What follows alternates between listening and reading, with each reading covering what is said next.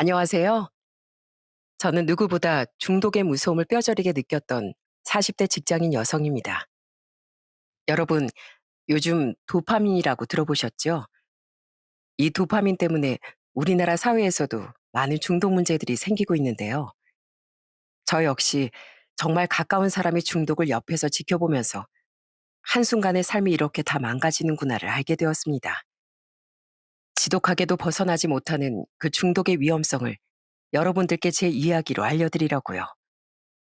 전 지방에서 배농장을 운영하시는 부모님 밑에서 컸습니다. 제 밑으론 여동생이 한 명 있었고 부모님은 항상 성실하시고 부지런하셨어요. 저희 부모님은 노동으로 흘린 땀방울이 꼭 결실을 맺게 해준다는 그런 인생 철학을 갖고서 절 키우셨답니다. 저와 여동생 역시 내가 노력한 만큼 버는 것이 돈이라고 생각하며 자랐죠. 성인이 되고서 전 20대 후반에 결혼을 하게 되었습니다. 남편은 평범한 직장인이었고 시댁 또한 정말 좋은 분들이셨어요. 특히나 전 저희 부모님처럼 항상 부지런하고 성실한 남편의 성품이 좋았습니다. 그런 남편은 저에게도 잘했지만 특히나 저희 집에 무척이나 잘했어요. 그때 저흰 집에서 1시간 정도 떨어진 곳에 살았는데 쉬는 날이면 종종 친정을 방문하곤 했습니다. 그때마다 저희 부모님이 남편을 어찌나 예뻐했는지 몰라요. 와선 힘들 텐데 배농사도 도와주고 땀 뻘뻘 흘리면서도 남편이 한 번 투정도 하지 않으니 부모님이 예뻐할 수밖에 없었죠. 우리 이서방 고생했네, 고생했어. 땡볕에 농산일하기 힘들었지? 매번 와서 이렇게 도와주니 우리야 고맙다만 이서방 평일에도 일하는데 힘들어서 어째. 아니에요. 장모님 장인어른 두 분이서 힘들게 일하시는데 사이로서 당연히 제가 와서 도와드려야죠. 하나도 안 힘듭니다. 전 이렇게 장모님 장인어른 만나고 즐겁게 밥 먹고 가는 게 제 낙이에요. 그래? 아휴, 역시 우리 이서방은 말도 참 예쁘게 하지. 덥지? 내가 등목해 줄게. 물이 아주 시원해서 더위가 싹 가실 거야. 진짜요? 아, 그럼 장모님, 시원하게 부탁드립니다. 그렇게 엄만 진짜 친아들처럼 남편 등목도 해주기도 하고 정말 예뻐하셨습니다. 그런 저희 친정 부모님께 남편은 더 잘하려고 노력했고요. 한 번은 친정에 갔더니 남편이 깜짝 놀라 말을 한 적도 있었습니다. 장모님, 어디가 좀 편찮으세요? 표정이 별로 안 좋으신데 통 식사도 못 하시고 어디 안 좋으세요? 아휴, 아니야. 낮에 먹은 게 좀 안 좋았나. 소화가 영 안 되네. 요새 들어서 소화가 잘 안 돼. 나이를 먹어서 그런가 음식을 조금만 많이 먹었다 싶으면 이러는 게 참. 자넨 괜히 신경 쓰지 말게. 원래 이 나이 되면 그러는가 봐. 에이, 그런 게 어딨어요, 장모님. 그러지 마시고 평일에 한번 아버님이랑 같이 검진 받으러 가요. 제가 휴가 내서 모시러 올게요. 밥 잘 못 먹는 게 얼마나 불편한데요. 자주 그러셨다고 하니까 한번 검진 받아보시는 게 좋을 것 같아요. 아유, 아니야. 아, 이러다가 괜찮아지겠지 뭐. 바쁜데 무슨 우리 일까지 신경을 써. 우리가 병원 갔다 오면 되니까 걱정하지 말게. 또 이러시다가 병원 안 가시잖아요. 제가 올 테니까 꼭 아버님이랑 어머님 시간 내세요. 제가 병원 예약까지 싹 다 해놓을게요. 그렇게 남편은 부모님께 정말 아들처럼 잘했습니다. 그러니 저희 부모님도 저보다 더 남편을 아끼고 좋아해 주셨어요. 매번 반찬을 싸도 제가 좋아하는 것보다 남편이 좋아하는 걸로만 잔뜩 싸주시곤 했습니다. 엄마, 왜 죄다 장아찌만 쌌어? 다 이서방이 좋아하는 것 뿐이네. 내가 좋아하는 나물무침은 하나도 없고. 엄마, 내가 딸이야. 왜 이렇게 사이만 좋아하나 몰라. 예, 이서방은 사이가 아니고 내 아들이야, 아들. 이시집안 아들이지만 우리가 양아들 삼기로 했어. 딸이 둘이나 있으면 뭐해. 사이보다 못하는데. 우리 이서방만큼 우리 챙기는 사람이 어디 있니? 이거 잘 챙겨가서 끼니마다 잘 챙겨줘라. 엄마 정말 너무한다. 그래도 딸이 먼저야 하는 거 아니야? 참 너무한데? 아유, 너무하긴. 주변에서도 다들 사이 한번 잘 뒀다고 얼마나 칭찬인지 몰라. 내가 우리 이서방 때문에 어깨가 아주 으쓱하다니까. 친정 부모님이 그렇게 좋아하실 때마다 사실 전 결혼을 참 잘했구나 하는 생각이 들었습니다. 남들은 결혼하고서 남편이 친정에 무관심해 스트레스라는데 그런 스트레스는 전 하나도 없었죠. 전 오히려 남편이 너무 친정을 잘 챙겨 고맙고 늘 감사했으니까요. 거기다 시댁 식구들도 얼마나 좋아하는지 모릅니다. 시댁은 시부모님과 남편, 시동생, 시누 이렇게 다섯 식구였는데 먼 지방에 사시던 시댁 식구들은 한 번씩 제가 갈 때마다 아주 진수성찬을 준비하시곤 했어요. 우와, 어머님, 이게 다 뭐예요? 아니, 상다리 부러지겠어요. 이거 다 오늘 하신 거예요? 에이, 밖에서 그냥 먹자니까 괜히 어머님만 고생하셨겠네요. 고생은 무슨, 며느리 오는데 이 정도는 해야지. 우리 며느리 고생 많지? 가서 일하랴, 집안일 돌보랴. 그래, 얼마나 고생이야. 네가 참 애쓴다, 애써. 대한이한테 들었어. 매끼 저녁마다 해 먹이느라 얼마나 힘드냐 그래. 내가 그거 다 아는데. 아, 넌 그리고 일까지 다니느라 더 힘들지 뭐. 아니에요. 저도 막 밖에서 사오고 그러는데요, 뭘. 그래도 그렇지. 오늘은 내 집이다 생각하고 푹 쉬다 가렴. 여기 한 번 오는 것도 얼마나 힘든데. 시댁이라고 불편해하지 말고 푹 쉬다가 가. 맛있는 것도 많이 먹고. 그렇게 하나하나 세심하게 챙겨주시고 배려해 주시는 시댁 식구들 덕분에 전 시댁에 가는 것도 너무 행복하고 좋았습니다. 당시 시동생들과 신우들은 20대 초반 젊었을 때라 밖에서 놀기 바빴을 텐데도 늘 저와 남편이 시댁에 온다고 하면 항상 집에 와서 같이 밥을 먹곤 했어요. 그러면서 저한테도 어려움 없이 얘기도 많이 하고 그런 모습들이 참 예쁘게 보였답니다. 그렇게 결혼 생활하면서 전 아들 둘에 딸 한 명을 낳았어요. 자식 셋을 낳다 보니 애들이 어릴 땐 일을 할 수가 없어 직장을 그만두고 전업주부로 생활을 했답니다. 그러다 제가 30대 중반이 되었을 때쯤 저희 집에 또 하나의 경사가 생겼어요.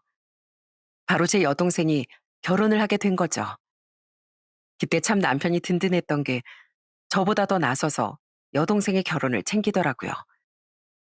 하루는 애들을 재우고서 남편이랑 둘이서 맥주 한 캔씩을 마시는데 저한테 슬쩍 얘기를 한 게 있었습니다.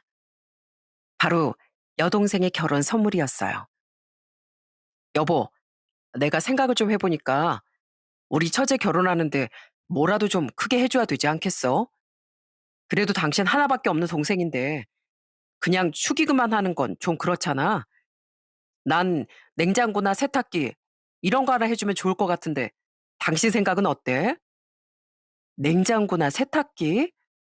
여보, 말은 고맙지만 그 정도 해주는 거 좀 부담스럽지 않아? 나야 마음은 그렇게 해주고 싶지. 그래? 그럼 그렇게 하면 되지. 뭐가 문제야. 나 이번에 성과금 받아서 월급 좀 여유롭게 들어올 것 같아.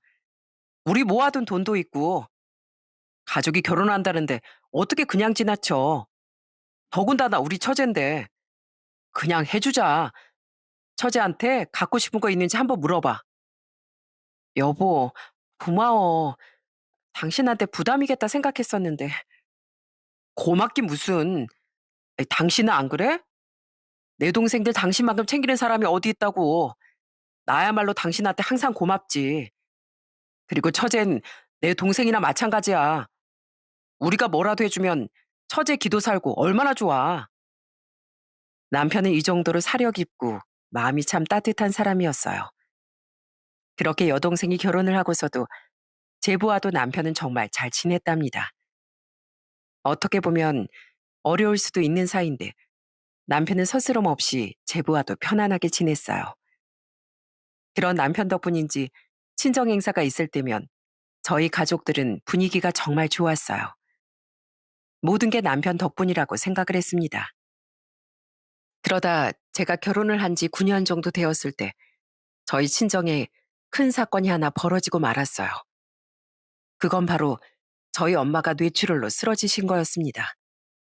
그동안 별다른 질환 없이 건강하셨던 엄마였기 때문에 저희 가족들은 큰 충격에 휩싸였어요. 더군다나 빨리 처치를 하긴 했지만 출혈의 정도가 심해 병원에 오랫동안 입원을 해야 했고요. 갑작스런 엄마의 뇌출혈에 아빠도 저도 여동생도 다 경황이 없었고 하루하루 힘들고 슬퍼하기만 했죠. 그런 저희에게 든든한 기둥이 되어준 사람이 바로 남편이었습니다. 남편은 엄마를 진짜로 지극정성으로 돌봤어요. 당시 아빠가 농장 일로 바쁘시다 보니 식구들이 다 돌아가면서 간병을 했는데 그 중에서도 남편은 누구보다 살뜰히 엄마를 챙겼습니다. 오죽하면 병원에서 숨겨둔 아들 아니냐고 할 정도였어요. 남편과 교대로 간병을 하러 갈 때면 남편은 누워있는 엄마에게 쉴 틈 없이 얘기를 하고 있을 때가 많았죠. 여보, 뭐해? 또 엄마한테 얘기해? 여보, 그만 얘기해도 돼. 당신 힘들겠어. 간호사들이 뭐라는지 알아? 당신은 와서도 한 번도 쉬지 않고 계속 말한대. 어떻게 그럴 수 있냐면서 다들 대단하다고 난리야. 당신 엄마면 나한테도 엄마지. 아참, 장모님, 저번에 저희 애들 데리고 공원 갔다 왔는데 이번에 꽃 폈더라고요. 보세요. 너무 예쁘죠? 다음번에 장모님 같이 가요.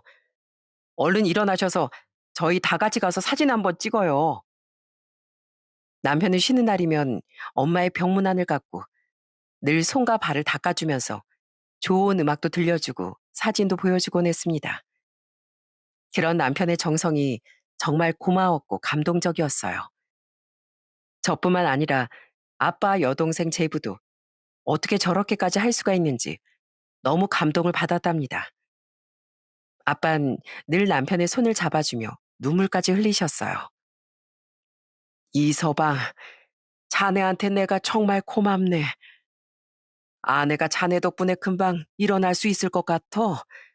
정말 고맙고 미안하네. 아, 참, 장인어른, 미안할 게 어딨어요. 제가 해야 할 일을 하는 것 뿐인데요. 일핑계로 자주 오지 못해서 제가 오히려 더 죄송하죠. 장인어른도 힘내시고 너무 슬퍼하지 마세요. 장모님 꼭 일어나실 겁니다. 그래, 내가 자네 덕분에 힘을 내네. 고맙네, 고마워. 그렇게 온 가족이 엄마가 제발 일어나기만을 손꼽아 기다렸습니다. 그렇지만 운명이라는 게 참 얄궂은 거더라고요. 엄만 입원 중 한 달도 채 되지 않아 뇌출혈이 또 발생하고 말았어요. 이미 망가진 뇌 상태에서 다시 한번 출혈이 일어나자 결국 엄만 깨어나지 못하고 저희 곁을 떠나시고 말았죠. 엄마의 장례식은 정말 정신없이 치러졌습니다. 갑작스런 엄마의 이별을 가족들은 모두 받아들이지 못했어요. 특히나 저와 여동생은 여러 번의 혼절을 반복할 정도로 너무나 힘들었답니다. 그래도 남편은 제부와 함께 상주 노릇을 하면서 엄마의 마지막을 지켰어요. 장례 시작부터 끝까지 남편은 잠 한숨 제대로 못 자고 저희 대신 장례를 깔끔하게 치러줬습니다. 그러면서도 저희 가족들을 누구보다 챙겨주더라고요. 장례가 끝난 후 친정집으로 향했을 때 남편의 배려심은 정말 감동이었습니다. 아버님, 저 며칠 휴가 냈습니다. 그래서 아내랑 애들이랑 같이 여기서 며칠 지내려고요. 괜찮으시죠? 이서방, 아닐세. 장례 치르느라, 아, 그래, 얼마나 피곤할 거야. 휴가 냈다고 하니까 집에 가서 푹 쉬게나.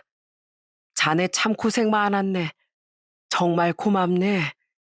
아내가 자네 덕에 편안하게 갔을 거야. 아닙니다. 힘드셨을 텐데 끝까지 아버님이 잘 버텨주셔서 잘 치를 수 있었던 거예요. 그래도 혼자 계시긴 힘드실 테니 며칠은 저희가 여기 있겠습니다. 아내도 그게 더 좋을 것 같고요. 그래, 고맙네. 자넨 끝까지 우리 걱정만 하는구만. 자네가 있어서 우리 아내 마음이 더 편했을 걸세. 그렇게 며칠을 친정집에서 보내면서 저흰 다 같이 엄마 유품도 정리하고 펑펑 울며 엄마를 진정으로 보내드릴 수 있었습니다. 남편의 그런 결정 덕분에 오히려 저흰 엄마와의 이별을 잘 받아들일 수 있었다고 생각해요. 그 점은 지금도 남편에게 너무나 고마워하는 일이랍니다. 그러면서 주변에서도 얼마나 사위를 잘 뒀는지, 남편을 잘 뒀는지 칭찬을 많이 해주셨어요. 저희 친정 식구들 역시 남편에게 정말 감사하고 고마운 마음을 갖고 있었고요. 이렇게 착하고 마음씨 좋았던 남편은 이후에도 늘 성실하고 배려심이 남달랐어요. 그런 남편에게 전 참 배울 게 많다고 생각을 했고요. 그렇지만 이 마음이 점점 달라지게 된 건 엄마가 돌아가시고 난 뒤 3년 후부터였습니다. 저희가 애가 셋이다 보니 좀 더 큰 집으로 이사를 가고 싶어서 돈을 모으고 있었던 상황이었어요. 매달 적금을 100만 원씩 넣으면서 차곡차곡 모으고 있었어요. 그런데 어느 날 이체를 하려고 보니 그 계좌에 입금이 안 되는 거였습니다. 그래서 알아보게 됐는데 그 적금이 해지가 된 상태더라고요. 전 너무나 황당해서 바로 남편에게 물었습니다. 여보, 이게 뭔가 좀 이상한데? 당신 혹시 적금 깼어? 아니, 글쎄 적금이 해지가 됐대. 아직 만기도 안 됐는데 해지됐다는 게 그게 무슨 소리야? 아, 여보, 그게 내가 적금 좀 깼어. 뭐? 아니, 그걸 나한테 그냥 말도 없이 깨버리면 어떡해. 그럼 그 돈은? 그 돈은 어떻게 했는데? 내가 당신한테 말하려고 했는데 친구가 이번에 급하다고 너무 힘들다고 좀 도와달라고 해서 2,800 정도 빌려줬어. 금방 바로 돌려준다고 했거든. 그 내 친구 상수 알지? 아니, 상수 씨는 어떻게 그 큰 돈을 그렇게 막 빌려? 그래서 언제 준다는데? 아무리 급해도 나한테 말은 해야 하는 거 아니야? 당신 어떻게 그럴 수가 있어? 나도 당신한테 말하려고 했지. 근데 상수가 워낙 급하다고 하길래 나도 금방 주겠거니 해서 받으면 또 얘기하려고 했어. 일단 금방 한 달 내로 준다고 하니까 조금만 기다려보자. 저는 남편의 말을 듣고서 정말 황당하기 그지없었습니다. 아무리 그래도 부부가 아닌데 그런 큰돈을 쓰면서도 한마디 말이 없다니요. 거기다가 빌려줬다니 너무 어처구니가 없더라고요. 그런데 약속한 한 달이 다 돼서도 그 친구한테도 돈을 갚았다 어쨌다는 말이 한 번이 없더라고요. 그래서 제가 남편에게 물어보게 되었죠. 여보, 상수 씨 돈 언제 준대? 벌써 한 달이나 지났는데 왜 아무런 말도 없어? 그게 내가 상수한테 얘기해봤는데 아무래도 지금 당장은 못 받을 것 같아.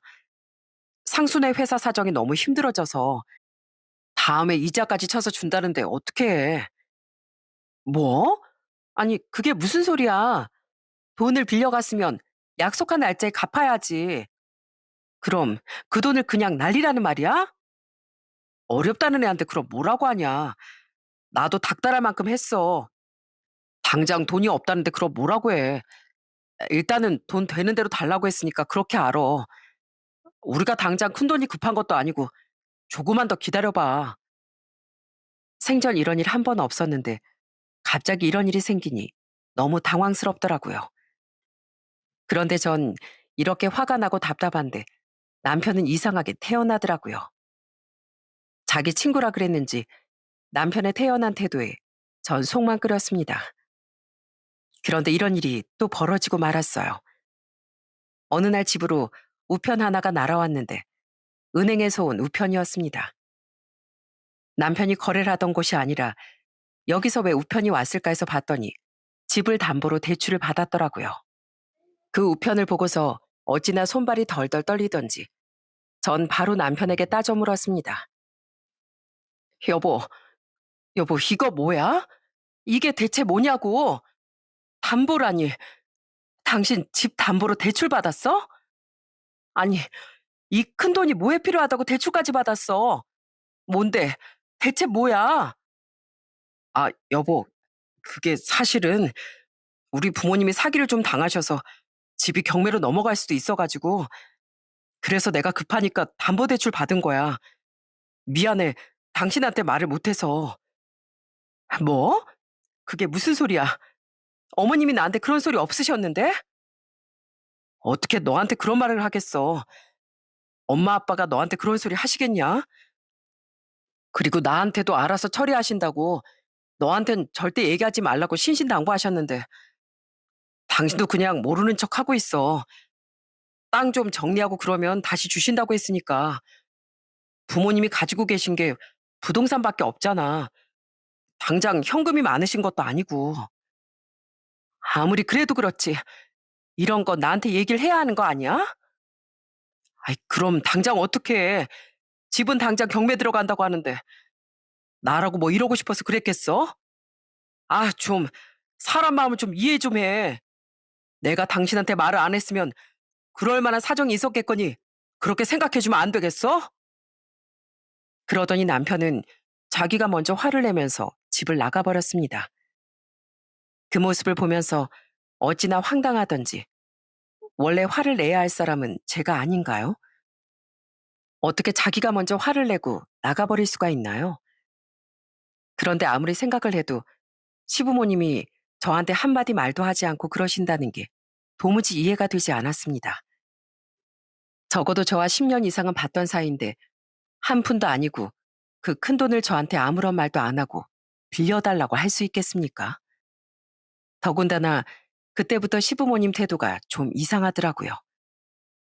남편과 그날 다투고서 얼마 지나지 않아 시모에 전화가 왔는데 느낌이 쎄하더라고요. 어머님, 전화 주셨었네요. 제가 전화를 못 받아서. 근데 왜 이렇게 많이 전화하셨어요? 제가 보면 다시 전화 드릴 텐데. 아니, 난 뭔 일 있는가 해서. 너희 별 일은 없지? 네? 네, 뭐 별일은 없긴 한데. 근데 왜요? 아니다, 아니야. 뭐 별일 없다고 하면 다행이고, 아범은 일은 잘 나가고 있다니? 네?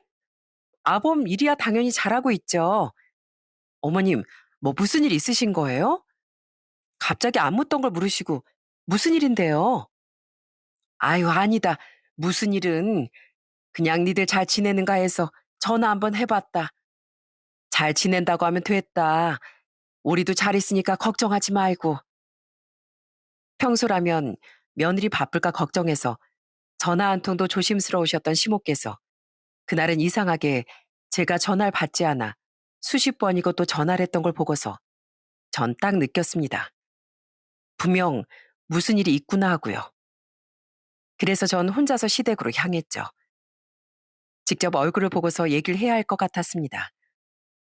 시부모님이 진짜로 사기를 당해서 남편에게 돈을 빌렸다면 저한테 뭔가 얘기를 하고 싶으셨을 것 같았거든요. 뭐가 됐든 간에 전 시모가 왜 이렇게 어색하게 저한테 전화를 했는지 그 이유가 너무 궁금했습니다. 그렇게 뜬금없이 제가 시댁에 도착을 하자 누구보다 시부모님이 화들짝 놀라시더군요. 아니, 어머마, 이 시간에 여긴 웬일이야? 너 어떻게 왔어? 전화도 안 하고. 어머니 목소리가 너무 안 좋으셔서요. 별일 없으신 거 맞으시죠? 제가 걱정돼서 직접 와봤어요. 근데 어머님 얼굴이 왜 이렇게 안 좋으세요? 어디 아프세요? 아니, 그게 아픈 게 아니고 요새 내가 통 잠을 못 자서 말이다. 네? 왜요? 무슨 일이신데요? 설마 어머님 그 사기 당하신 것 때문에 그러신 거예요? 뭐? 사기라니. 그게, 아이, 사기 당했지. 그런데 이상하게 시모 행동이 부자연스럽고 어색하더라고요. 그걸 딱 보자마자 사기가 아닌 것 같았어요. 그래서 전 시부모님께 사실을 제대로 알려달라고 얘기를 했습니다. 그랬더니 시모께서 진실을 알려주시는데 전 그 진실을 알고서 정말 그 자리에서 혼절하는 줄 알았어요. 숨겨둔 어마어마한 진실이 있었습니다. 그건 바로 남편이 노름을 하고 있었다는 거였어요. 그렇게 착하고 성실한 내 남편이 노름이라니 숨이 안 쉬어지고 말문이 막히더라고요. 그런 제 표정을 보면서 시모가 눈물을 흘리며 얘기를 하시는 거였어요. 어머마, 내가 혜비한테 사실대로 말하라고 그렇게 말했는데 너 알면 기절한다고 절대 얘기하지 말라더구나. 근데 노름이라는 게 어떤 거냐? 팔을 잘라도 도로하는 게 노름이라는데 이 일을 어쩌면 좋니? 내가 이것 때문에 몇 날 며칠을 밤을 꼴딱 샜다. 어머님, 그게 사실이에요? 정말, 정말로 이 사람이 그런 짓을 했다고요? 그럼 어머님네 사기당하신 것도 다 거짓말이라고요? 그래, 우리가 사기당한 게 아니고 그놈이 글쎄 여기저기 빚을 내서 그거 갚느라 그랬을 거다. 이걸 어쩌면 좋니? 우리한테도 돈 빌려달라고 찾아온 걸 내내 거절했더니만 기어코 집담보로 대출을 받았다더구나. 너 몰래 받았다고 하더니만 너한테 거짓말까지 하고. 전 그때 정말 세상이 빙글빙글 도는 듯 했습니다. 집으로 오는 내내 손발이 부들부들 떨려서 운전도 하지 못할 지경이었어요. 결국 버스를 타고 택시를 타고 집으로 오는 동안 전 겨우 마음을 진정시킬 수 있었답니다. 그리고 제가 집에 왔을 때 집은 아주 난리가 났어요. 남편을 앞에 세워두고 제가 얼마나 화를 냈는지 모릅니다. 당신, 당신 지금 제정신이야? 뭐, 노름을 해? 어떻게 당신이 그런 짓을 해? 자식들 커가는 거 안 보여? 당신 혼자도 아니고 어떻게 자식까지 있는 사람이 노름을 하냐고. 제정신이야 지금? 진짜 정신줄을 놓은 거야 뭐야? 여보, 여보 미안해. 그냥 난 처음에 재미로 한 번만 해봐야지 했는데 이렇게까지 될 줄은 정말 몰랐어. 정말 미안해. 내가 잘못했어. 나 다신 안 그럴게. 내가 어떻게 당신을 믿어? 다신 안 그런다는 말 어떻게 믿냐고. 지금까지도 나 몰래 이렇게 속이고서 돈까지 다 써버렸는데 내가 어떻게 당신을 믿어? 절대 못 믿어. 우리 당장 헤어져. 나 당신이랑은 못 사니까 헤어지자고. 여보, 내가 잘못했어. 내가 진짜 다시는 안 그럴게. 절대로 안 할게. 나 치료도 받고 통장도 앞으로 다 당신한테 줄게. 앞으로 그럴 일 절대 없게 할게. 제발 부탁이야. 그러니까 헤어지자고만 하지 말아줘. 제발. 남편은 그날 정말 손이 발이 되도록 빌고 또 빌었습니다. 저도 주변에서 익히 들어 알고 있었어요. 이런 노름은 세상을 떠나야지만 끝이 난다는 걸 말이죠. 그래서 절대로 남편을 받아줘선 안 된다고 굳게 결심을 했었죠. 그렇게 이혼까지 결심을 하고 전 서류도 다 작성해 남편에게 내밀었습니다. 그런데 남편은 끝까지 이혼만 할 수 없다며 계속해서 빌더라고요. 사실 저도 그땐 많이 흔들렸습니다. 아이들이 하나도 아니고 셋에다가 전 그때 당시 직장을 다니고 있었던 것도 아니었고 애들도 많이 어린데 아빠를 무척이나 따랐거든요. 진짜로 남편이 들키지 않았다면 제가 평생 모를 수도 있었겠구나 싶었을 정도로 남편은 아이들에게도 참 잘했답니다. 거기다가 저희 집에도 그렇게 잘했던 남편이었으니 한 번은 기회를 줘야 하나 정말 제 마음이 많이 흔들렸어요. 결국 이혼은 보류할 수밖에 없었죠. 친정에서도 처음엔 절 말렸거든요. 특히나 엄마가 떠나고서도 계속해서 그리움에 힘들어하시던 아빠가 한 번만 용서해주고 기회를 달라고 얘기를 하시는데 그 말을 안 들을 수가 없더군요. 그렇게 이혼을 보류하고 난 뒤 남편은 중독 치료를 받았고 꾸준히 상담도 받았어요. 천만 다행이라고 해야 할지 생각보다 시작한 시기가 오래되진 않았던 것 같습니다. 한 1년은 제 마음도 뒤숭숭하고 고민이 많았죠. 그래도 남편은 그 뒤로 저한테 더 잘하려고 노력을 했습니다. 그래서 전 그 위기를 극복할 수 있었어요. 그 뒤로 거의 5년 가까이 남편은 별 사고 없이 성실하게 일을 했고요.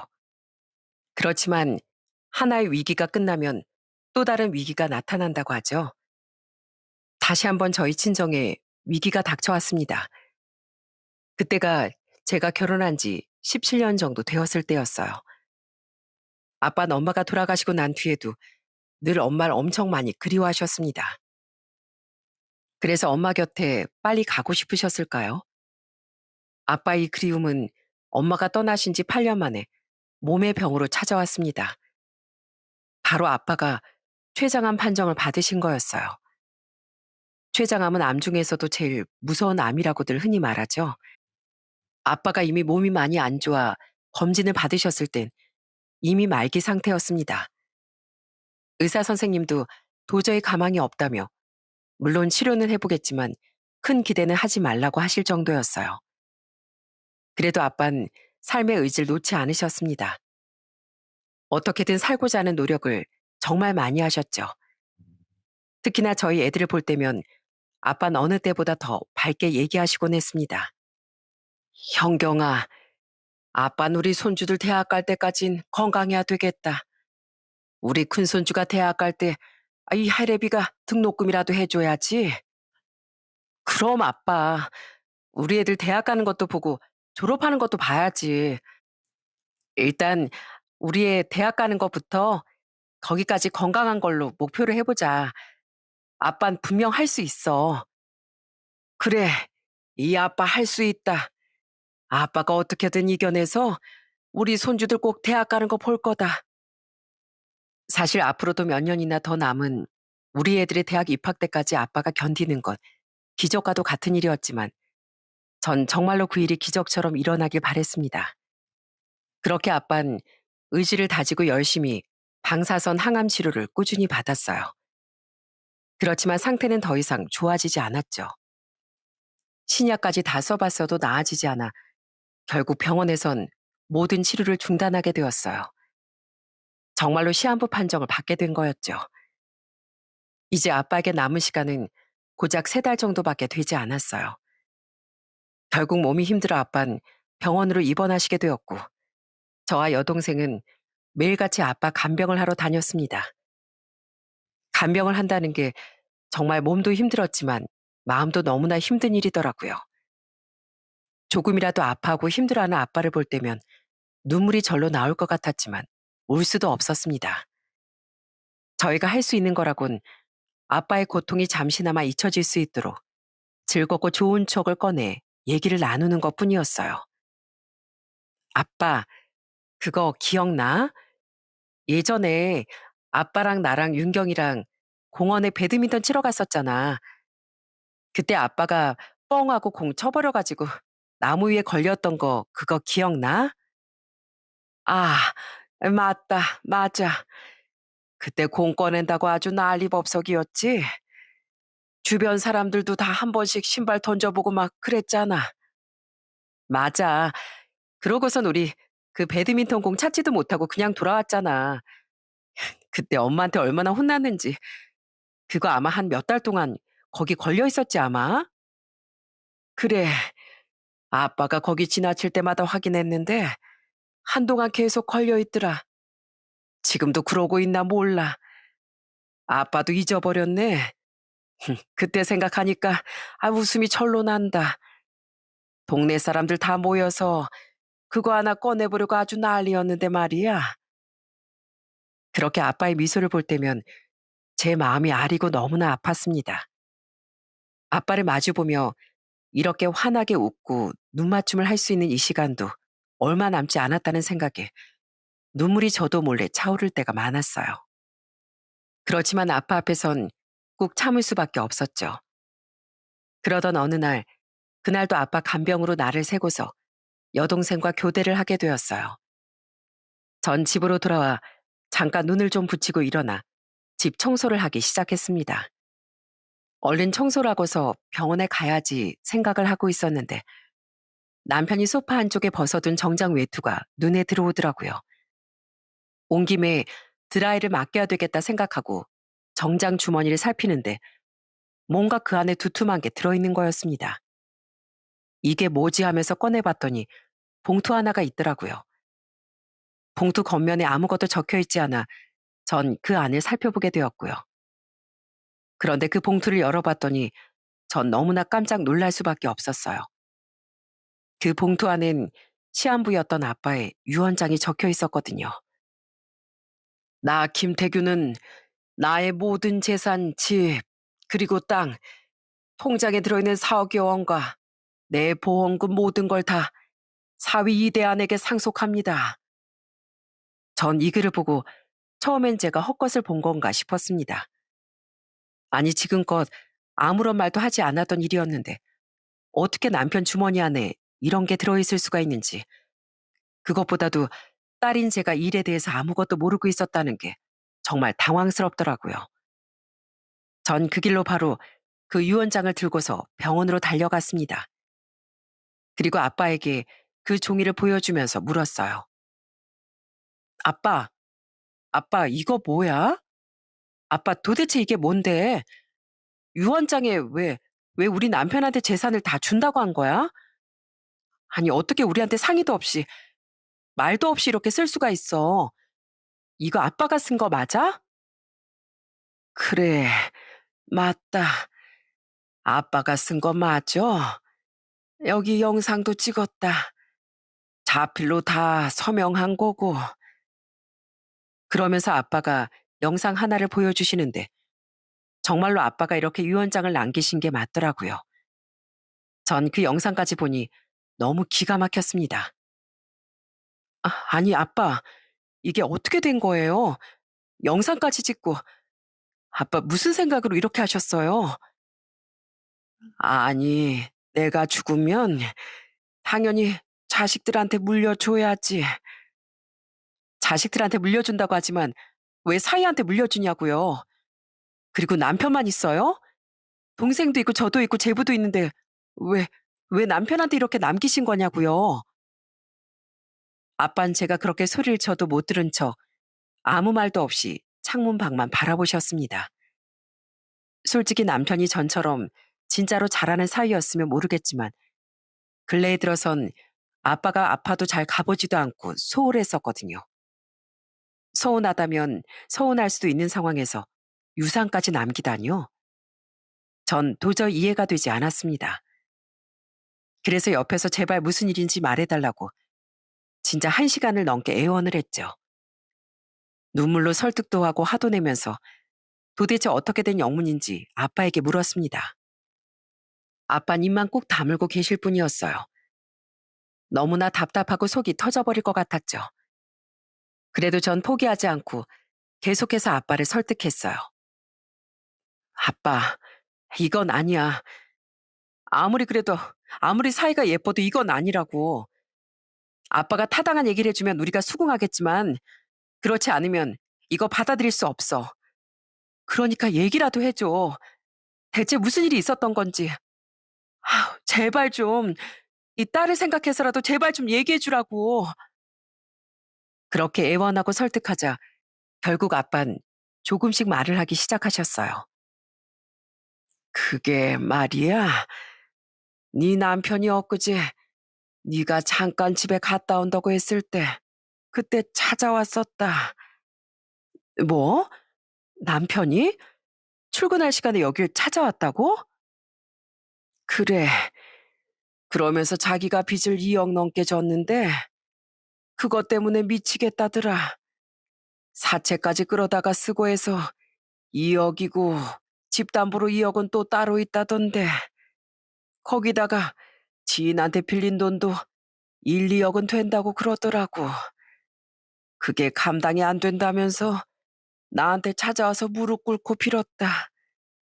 재산 자기한테 다 남겨주면 안 되냐고 말이야. 주지 않으면 너랑 손주들까지 다 같이 하늘나라 갈 거라고 하는데 내가 거기서 어떻게 뭐라고 하겠냐. 이서방 눈이 아주 돌아있더구나. 진짜 뭔 짓이라도 저지를 것 같았어. 그거 안 해주면 당장이라도 집에 가서 아무튼 내가 당장 해줄 수 있는 게 그거밖에 없었어. 미안하다. 눈물을 흘리시면서 말하는 아빠를 보면서 전 너무나 화가 났습니다. 이 정신 못 차린 자식이 그동안 또 노름을 하고 돌아다녔던 거였어요. 성실하게 직장에 다니고 있다고 믿었는데 그것마저도 다 아니었던 거였고요. 아빠, 도대체 왜 그렇게 했어? 왜? 말이라도 해야지. 나한테 말이라도. 아니면 절대 안 된다고 했어야지. 어떻게 그러냐? 이서방이 그동안 네 엄마 떠날 때까지 우리한테 어떻게 했는데. 그리고 눈빛이 얼마나 무서웠는지 정말 무슨 일이라도 저지를 것 같았는데 너무 무서웠다. 내가 떠나는 건 아무것도 무섭지가 않는데 니들 어떻게 될까? 그게 얼마나 무섭고 두려웠는지 몰라. 당장 닥친 본인의 끝보다 남아있는 가족들의 위험이 더 두려웠다는 아빠의 말을 듣고서 전 아무런 말도 하지 못했습니다. 아빠 입장에선 가족을 지키는 최선의 길이 그것뿐이었다고 생각을 하셨겠죠. 아빠의 마음도 너무나 이해가 되더라고요. 그렇지만 도저히 남편은 이해할 수 없었어요. 어떻게 시한부 판정을 받은 아빠에게까지 그런 말을 할 수가 있는지 너무나 충격적이고 화가 났습니다. 전 바로 병원 밖을 나가 남편에게 당장 만나자는 연락을 했죠.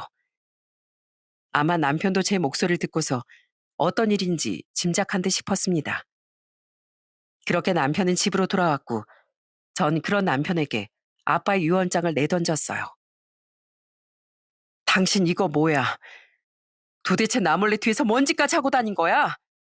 어떻게 이럴 수가 있어? 다른 사람도 아니고 우리 아빠한테. 당신 이러고도 벌 안 받을 줄 알았어? 벌은 무슨, 아버님이 어차피 나한테 다 남겨준다고 했잖아. 그럼 끝이지 뭐가 문제야? 나도 이 집안 가족이라고, 가족. 아버님이 알아서 가족한테 남긴 걸 나한테 왜 뭐라고 해? 이미 다 끝났어. 재산 다 나한테 넘겨주기로 약속했고 영상도 다 남겼으니까 당신은 더 이상 군말하지 마. 당신 그렇게 나한테 밉보이면 나 진짜 그 재산 당신이랑 나눠서 안 쓰는 수가 있어. 끝까지 자기 생각만 하는 이기적인 남편의 태도를 보면서 전 도저히 참을 수가 없었어요. 언제까지고 그렇게 당당하게 나올 수 있는가 싶었죠. 그때 전 영상 하나를 틀었습니다. 그 영상 속엔 아빠가 있었죠. 그리고 아빠가 하는 말을 듣고서 남편의 표정은 새하얗게 질려버리고 말았어요. 나는 사위의 협박으로 인해 유언을 했다.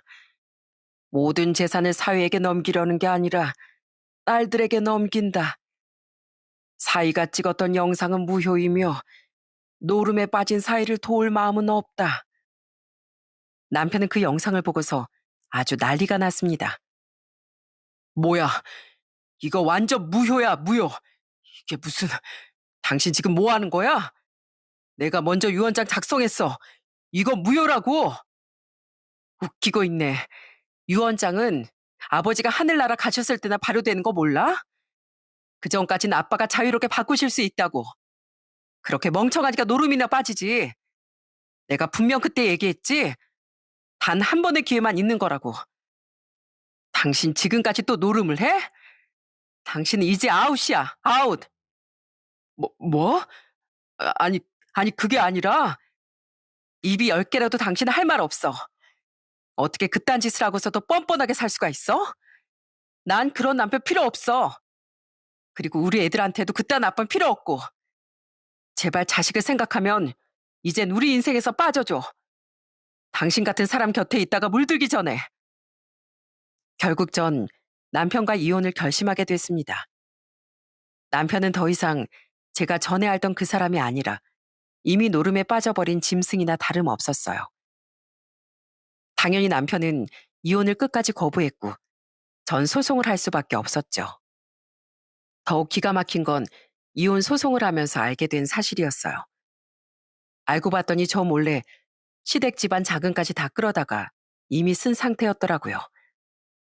사실 어느 날부터 시동생과 신우도 갑자기 연락이 잘 안 되기 시작했는데 저는 두 사람이 지방에 멀리 살다 보니 그런가 보다 했더니 그게 아니라 남편이 시동생 신우한테까지 돈을 빌리고 갚지 않으면서 사이가 멀어진 거였습니다. 집안에 그렇게 노름하는 사람이 한 명이라도 있으면 온 집안이 망한다고 하던데 그 말이 딱 이 뜻인 것 같았어요. 그러면서 시모는 이혼한다는 소식을 듣고 저에게 연락을 한 거였습니다. 사실 무슨 말을 해야 할까 전 좀 고민이었는데 시모는 제가 예상하지 못한 얘기를 해주시더라고요. 혜미야, 그동안 참 미안했다. 아들 정신 차리게 해주지 못할 망정 우리가 더 그 길로 끌어들인 것 같아 정말 미안해. 우리 손주들 위해서라도 이혼해라. 그래야 네가 살고 손주들이 살지. 그 자식은 이제 도저히 내 아들이 아니야. 우리 집도 다 뺏겼어. 우리가 지은 벌은 우리가 받을 테니 너는 네 삶 살거라. 그렇게 전 남편과 이혼 소송을 했고 애들이 있었기 때문에 조금 시간이 더 걸릴 수밖에 없었어요. 그 사이 아빤 결국 세상을 떠나시게 되었죠. 사실 마지막 아빠가 떠나시기 전 며칠 동안은 이상하게 아빠가 기운이 좀 좋으시고 말도 잘 하셨습니다. 그때 마지막을 예감하셨는지 아빤 제 손을 잡으시며 힘겹게 마지막 말을 남기셨어요. 현경아, 네가 행복해야 한다. 남들 다 신경 쓰지 말고 네 행복 찾아서 살아. 아빠 네가 행복하면 됐다. 그 말을 끝으로 아빤 그 다음 날부터 기운을 내지 못하셨고 결국 며칠 뒤 엄마 곁으로 가시고 말았습니다. 아빠 장례식 내내 저와 여동생은 아무런 말도 하지 못하고 그저 눈물만 흘릴 수밖에 없었어요. 환하게 웃고 있는 아빠의 영정사진을 바라보면서 부디 엄마와 다시 만나 아빠가 그 웃음을 다시 되찾을 수 있기만을 바랬죠. 남편이었던 그놈은 아빠 장례식장에도 오지 않았어요. 저 역시 그 사람이 오지 않길 바랬습니다. 있는 정 없는 정 다 떨어진 상태였는데 와서 그 악어의 눈물을 흘리면 정말 싫을 것 같았거든요. 그렇게 아빠를 떠나보내고서 전 남편과도 헤어지게 되었습니다. 한 번에 큰 두 이별을 경험하게 되니 참 마음이 헛헛하고 슬프더라고요. 전 남편의 잘못이긴 했지만 사실 결혼 생활을 끝냈다는 게 너무 마음이 아팠습니다. 그래도 전 새 아이가 있으니 어떻게든 정신 차리려고 노력했어요. 전 남편과 이혼하면서 재산 분할도 받고 아이들 양육권도 제가 가지고 올 수 있었고요.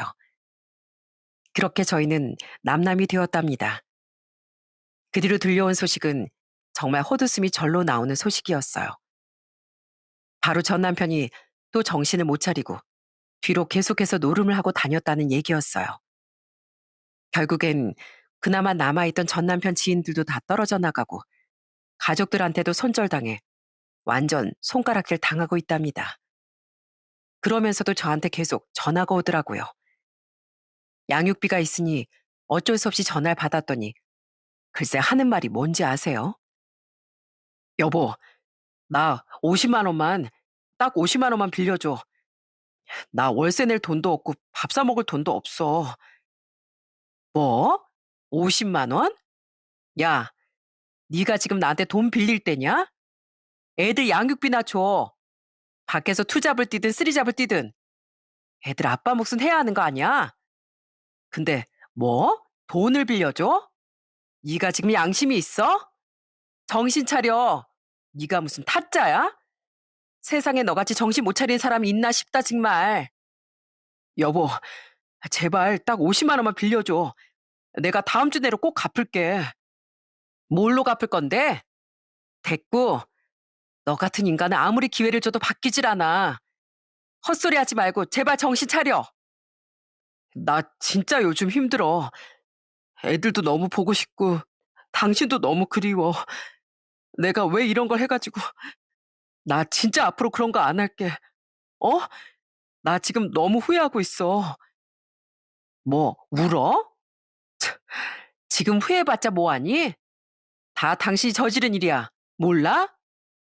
지금껏 당신한테 기회를 준 사람들이 얼마나 많은지 알면 눈물도 흘리면 안 되지. 너랑 나랑은 이제 남남이지만 그래도 애들한테는 아빠야. 제발 애들 좀 생각해서라도 정신 차리고 정신 못 차리겠으면 평생 애들도 못 볼 줄 알아. 이렇게 쓸데없는 전화면 아예 차단할 거니까 제발 똑바로 살아. 그렇게 전 전화를 끊어버렸습니다. 여지껏 정신도 못 차리는 전 남편이 너무 한심하기 짝이 없었지만 그래도 제발 정신을 차려서 똑바로 살기를 바라고 있어요. 가끔은 전시모가 저희 애들을 보러 집으로 오시기도 합니다. 올 때마다 항상 눈물 흘리시면서 저한테 미안하다고 하시는데 그때마다 참 마음이 아프고 슬프더라고요. 제가 바쁠 때면 애들도 봐주시고 여전히 절 따뜻하게 대해주신답니다. 그때마다 이 남편이란 자식 하나 때문에 온 가족이 다 힘들어하는 모습을 보니까 너무 가슴이 아프더라고요. 그래도 이제 전 새 아이들을 키우면서 열심히 살아보려고 노력하고 있습니다. 사람이라는 게 참 유혹에 흔들리기 쉽다고들 하죠. 전 사실 그전엔 의지만 있다면 어떤 유혹이든 다 극복할 수 있다고 생각했는데 마음처럼 쉽지 않은 것 같더라고요. 그래서 어떤 것이든 위험한 일은 아예 시도조차 하지 않는 게 중요한 것 같네요. 호기심에라도 슬쩍 발을 넣게 되면 그게 시작이 될 수 있는 것 같으니까요. 요즘 우리나라 뉴스에서도 자주 언급되는 게 바로 이런 문제들이죠. 물론 짜릿하고 달콤할 수는 있겠지만 그게 독약의 맛이라고 생각해야 할 것 같습니다. 애초에 시작을 말아야 하는 겁니다.